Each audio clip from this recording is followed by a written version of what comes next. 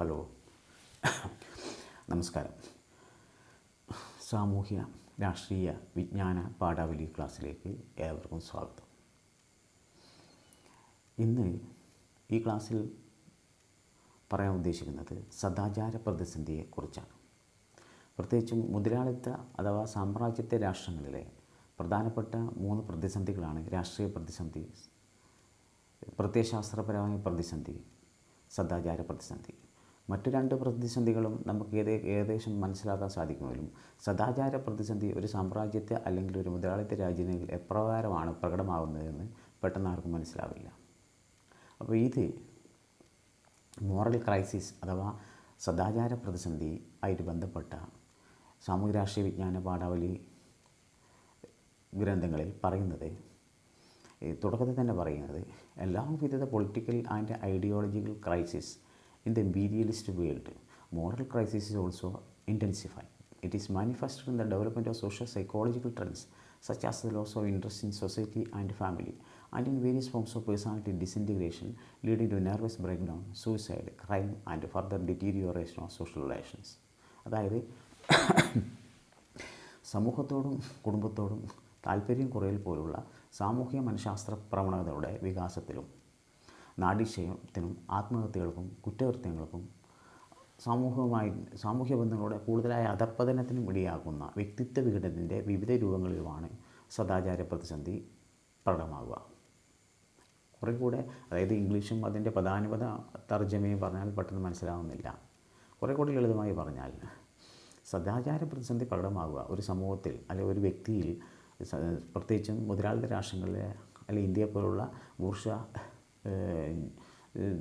മുതലാളിത്ത കോർപ്പറേറ്റ് രാഷ്ട്രങ്ങളിലെ ഈ സദാചാര പ്രതിസന്ധി പ്രകടമാകുന്നത് വ്യക്തികളിൽ ഉണ്ടാകുന്ന, അവരുടെ വ്യക്തിത്വത്തിൽ പ്രകടമാകുന്ന ചില വ്യതിയാനങ്ങളിലൂടെയാണ്. അവർക്കുണ്ടാകുന്ന കുടുംബത്തോടുള്ള അകൽച്ച, കുടുംബത്തിൽ നിന്ന് അകന്നു പോകുന്നു. അതുപോലെ മറ്റുള്ള ഈ ആത്മഹത്യകൾ പെരുകുന്നു. അതൊരു മാനസികമായിട്ടുള്ള അവസ്ഥയാണത്, അല്ലേ? വളരെ മോശമായ കണ്ടീഷനിലേക്ക് വ്യക്തി നയിക്കപ്പെടുകയാണ് ചെയ്യുന്നത് ഈ രാഷ്ട്രങ്ങളിൽ, പ്രത്യേകിച്ചും മുതലാളിത്ത രാഷ്ട്രങ്ങളിൽ. ആത്മഹത്യ, പിന്നെ കുറ്റകൃത്യങ്ങൾ അതിശക്തമായ രീതിയിൽ പെരുകും. എത്ര വലിയ അഭ്യസ്തവിദ്യനായിട്ടും എത്ര വലിയ ഉന്നത പദവികളുണ്ടായിരുന്നിട്ടും അല്ലെങ്കിൽ അതുപോലുള്ള മറ്റുള്ള മേഖലകളിലൊക്കെ പ്രവർത്തിക്കുന്നവർക്കും പലരും ഇന്ന് നാം കാണുന്നത് ആത്മഹത്യയിലേക്കോ അല്ലെങ്കിൽ കുറ്റവാളികളായിട്ടോ, അതുമില്ലെങ്കിൽ നാഡീക്ഷയം പറഞ്ഞാൽ ഒരു നെർവസിനുണ്ടാകുന്ന കംപ്ലൈൻ്റ് അല്ല, മാനസികമായിട്ടുള്ള പ്രശ്നങ്ങളാണ്. അപ്പോൾ ഇതൊക്കെ ശക്തമായ രീതിയിൽ സമൂഹത്തിൽ പ്രകടമാകുന്നുണ്ടെങ്കിൽ അതിനർത്ഥം അവിടെ സദാചാര പ്രതിസന്ധി രൂക്ഷമായിക്കൊണ്ടിരിക്കുന്നു എന്ന് തന്നെയാണ്. രണ്ടാമത് വീണ്ടും പറയുകയാണ്, ഈ സദാചാര പ്രതിസന്ധി ആരെയാണ് കൂടുതൽ ബാധിക്കുന്നത്?